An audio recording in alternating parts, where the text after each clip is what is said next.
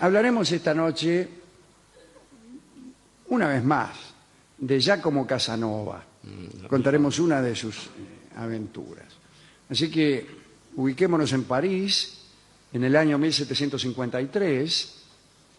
Casanova estaba en un teatro con la intención de seducir a alguna muchacha. Cuenta en sus memorias, la historia de mi vida se llama, ¿no? Que mientras observaba atentamente a cada una que llegaba, se le acercó un hombre gordo, muy bien vestido, que le preguntó si era extranjero. Casanova respondió que sí. Casanova había nacido en Venecia, era italiano. Y luego el hombre le preguntó cómo encontraba París. En el momento en que Casanova alababa a esta ciudad, entró al palco una dama enorme, cubierta de pedrerías. Escribió Casanova: su enorme volumen me impresionó y estúpidamente dije al hombre que me había dado conversación: ¿quién es esa cerda gorda? Parece un guión nuestro. Respetuosamente, el hombre respondió: es la mujer de este cerdo gordo que inmediatamente le va a propinar una golpiza. Ajá. Casanova, perturbado, pidió 1.000.000 de perdones y el tipo aflojó y se hicieron amigos. El hombre, que se llamaba Beauchamp, era recaudador general de finanzas de la corona y presentó a Casanova a algunos personajes del espectáculo de París. Gracias a Beauchamp, Casanova conoció a una actriz de apellido Murphy, o tal vez Murphy, como le dirían cualquier parisino. Los parisinos adaptan los todo. franceses, claro. Y bueno, un día fue a la casa de esta chica, que era actriz, y ofrecía una cena. En esa casa Casanova quedó deslumbrado por la belleza de una hermana de la actriz. La muchacha, que tenía 16 años, se llamaba Louison Murphy. Ajá. Esa noche Giacomo se emborrachó y Louison le ofreció dormir en su cama. Ella durmió junto a él, casi desnuda, como era su costumbre, pero no pasó nada. Casanova declaró haberse despertado enamorado. Bueno. Y desde entonces la cortejó. Le confesó su pasión, le compró collares, suplicó a la hermana, a la actriz, que intercediera y que hablara maravillas de él, y hasta fingió nuevas borracheras para lograr acostarse otra vez junto a Louison, pero de un modo más activo. Ahora la muchacha parece que no estaba dispuesta a entregársele. Ajá. Casanova insistía con sus halagos, sabía que aquellas chicas pasaban algunas dificultades económicas y hasta ofreció a la hermana mayor algún dinero, pero no hubo caso. Louison no le correspondía. Un día, como nuevo gesto de alabanza, Casanova tuvo la idea de contratar a un pintor llamado Gustave Lambert. Seguimos diciéndolo en francés. Sí, no, este está bien, este es Lambert, seguramente. Sin embargo, Berg, Lambert, no, debe ser un alemán. Es Lambert, pues es un apellido alemán judío, seguramente. Claro. Sí. Para que, bueno, lo contrató al pintor para que le pintara un cuadro, retratara a Louison. Y logró que ella posara desnuda. Paso a paso, dirían. Al pie del cuadro, Casanova hizo escribir las palabras homorphi, que en griego significa hermosa. Homorfos. Homorfos, claro. Debe ser, sí, ¿no? Sí. Está bien. Bueno, el pintor Gustave Lambert, o Lambert, se quedó contento con el resultado de su propio trabajo y le preguntó a Casanova si no le molestaba que hiciera una copia para mostrarla a algunos marchands y hacer algún dinero. Casanova aceptó. Hasta estaba contento por el hecho de que la belleza de su amada Louison se iba a conocer en distintos lugares. Pero sucedió algo inesperado. Lambert fue un día a Versalles a mostrar sus trabajos y lo recibió nada menos que el señor de Saint-Quentin, que era el encargado de buscar doncellas para Luis XV. Luis XV, claro. Cuando vio el cuadro de Louison, pensó que una joven tan hermosa seguramente le iba a gustar mucho a su amo. Y le mostró el retrato al rey, a Luis XV. Luis XV quedó maravillado. Al día siguiente dio la orden de que Louison fuera llevada a Versalles. La noticia llenó de alegría a las hermanas Murphy. Claro. Ser la amante del rey significaba para ellas una fortuna considerable, pero el que quedó muy triste fue el pobre Casanova. Aquel último gesto del cuadro había servido para que otro, y nada menos que el rey de Francia, amara a su querida Louison. Apenado, no intentó siquiera oponerse con recomendaciones al entusiasmo de Louison. Hubiera sido inútil igual, ¿no? Y dejó que las cosas sucedieran. Cuando llegó Louison a Versalles, ella fue recibida por el mayordomo de los reales placeres, así se llamaba. Ese es un ministerio bueno. Ese es un laburo. Y bueno, la metió ahí en un pabellón del parque. Ese parque no era otro que el famoso Parque de los Ciervos, en donde Luis XV tenía una especie de harén, de pequeño serralio. Como hemos contado alguna vez, muchas de las jóvenes que estaban allí habían llegado a pedido de la propia favorita, Madame de Pompadour, para que el rey obtuviera de aquellas muchachas lo que ella no podía brindarle. La Pompadour tenía, como hemos contado algunas veces aquí, un temperamento bastante frío para el amor, y como quería que el rey se mantuviera a su lado, le conseguía minas. Y la verdad es que logró permanecer junto a Luis hasta su muerte, no hasta la muerte de Luis, hasta la muerte de ella. Ella murió muy de viruelas, creo, de una enfermedad así, y el rey la lloró muchísimo. Bueno, allí pasó Louison unas horas y después fue presentada al rey. Luis la besó y Louison empezó a reírse a carcajadas. Preocupado, el rey le preguntó qué le pasaba y ella respondió: me río porque os parecéis al tipo que está en los escudos de 6 francos.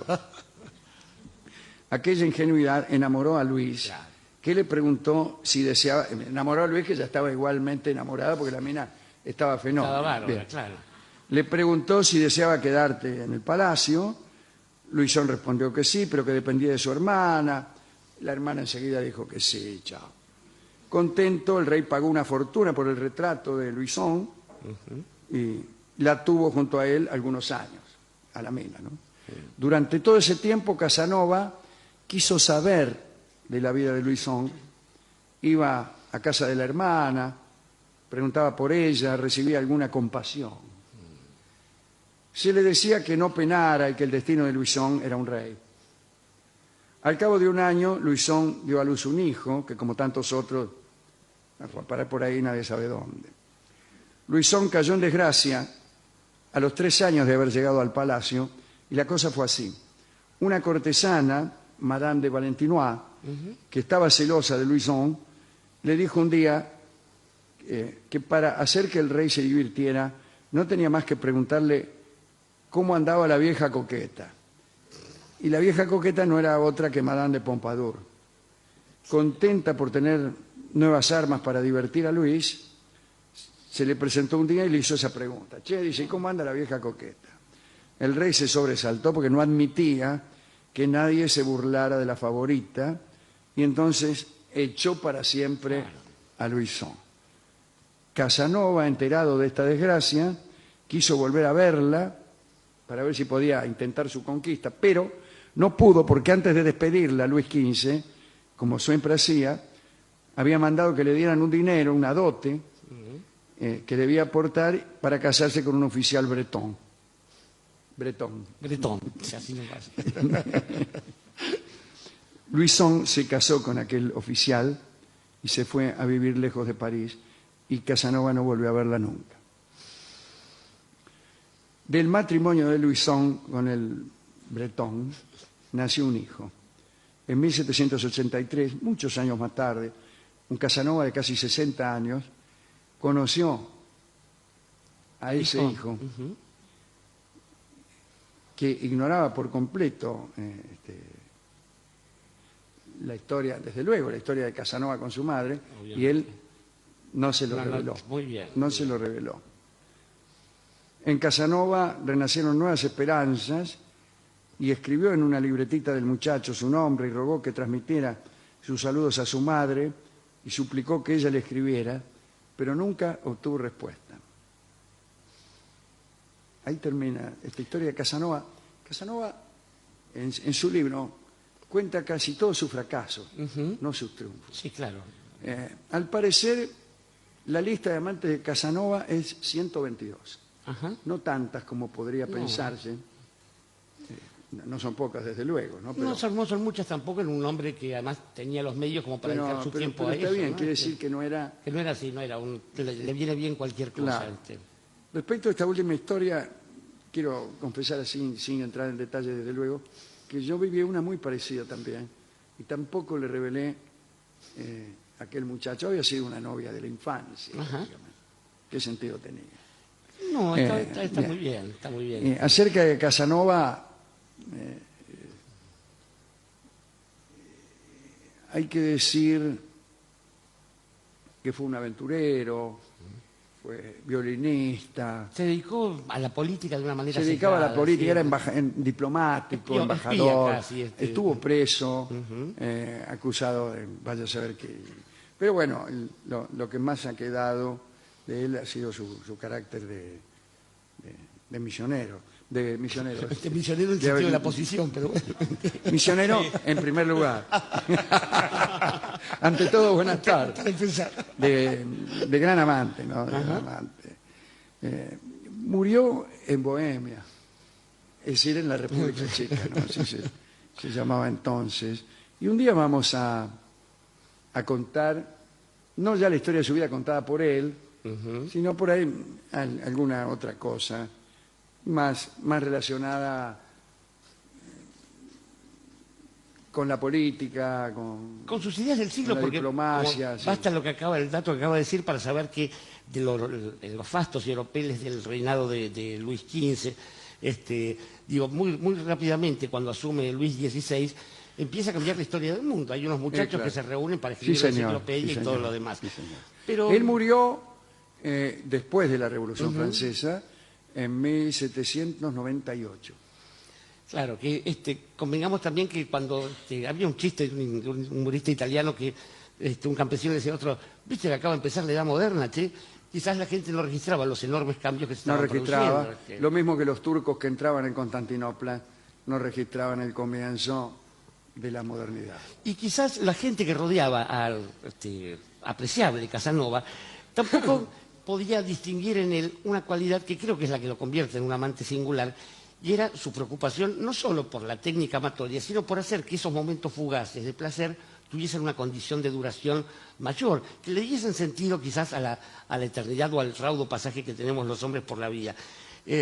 Estaba pensando que este asunto de la seducción funciona también en Casanova como un desafío. Sería mucho más fácil todo si la chica quisiera inmediatamente, ante lo cual los gestos de cortejo no tienen mayor sentido, son un ritual ya, digamos, como automático. Se dice que Casanova no empleaba las metodologías de aquel tiempo, que eran más bien brutales y eran absolutamente ofensivas para las mujeres, al menos vistas desde una óptica actual, ya que las mujeres, aunque cueste creerlo, se las trataba todavía peor que ahora. Sí, y bastante peor. Y la otra cosa es la preocupación justamente por el placer femenino, lejos de las perspectivas de aquella época. Algo que no figuraba todavía en los planes de nadie. Incluso, habiendo pasado ya la época de los cantores de gesta, ya, cuando estaban ya de moda solo como objetos históricos la muerte de Artús y las historias de Tristán e Isolda, por ejemplo, digo que había una especie de desaprensión del varoncito hacia la dama. No había quedado nada más que el gesto del homenaje. De modo que uno tuviera a una mujer cerca o lejos, incluso si era el rey de Francia, no era tan importante. A partir de ese momento de Casanova, y ya después, más avanzado con el romanticismo, empieza a ver esta historia del amor, donde lo importante parece ser extrañamente la ausencia. cosa que ya sabían los clásicos. ¿Qué sería de la felicidad de leer Romeo y Julieta si se hubieran casado? Claro, sí, tiene razón. Estaba pensando en algunas citas poéticas como esa mujer se parecía a la palabra nunca, donde no solo se da la ausencia, sino la imposibilidad de cruce alguno. O vendrá la muerte y tendrá tus ojos, que también lo dice algún poeta por ahí. Oyendo más cerca, un chileno, me gusta cuando callas porque estás como ausente. El mismo Neruda escribe del lado femenino, amo el amor de los marineros que besan y se van hasta que un día se encuentran con la muerte y se duermen en el fondo del mar. Parecería ser que nuestra idea, finalmente, del amor consagrado de manera definitiva, es quizás la ausencia. Pero eso sirve en realidad, esto es un consejo que le damos a la gente. Eso nació en el siglo XI, XII o XIII, exactamente, en Provenza. En Provenza ese es el cantar esa idea del amor que los clásicos no conocieron. Exactamente, y que ha complicado tanto la vida de hoy en día. Porque sí, hay un momento en el que la ausencia no sirve para escribir poemas, no sirve para componer óperas, no sirve para enfrentar a la inmortalidad de ese modo, y es solamente el infierno, pero solamente es el infierno transformado en cualquier lugar, porque así donde uno esté, es el infierno cuando uno está sin ella.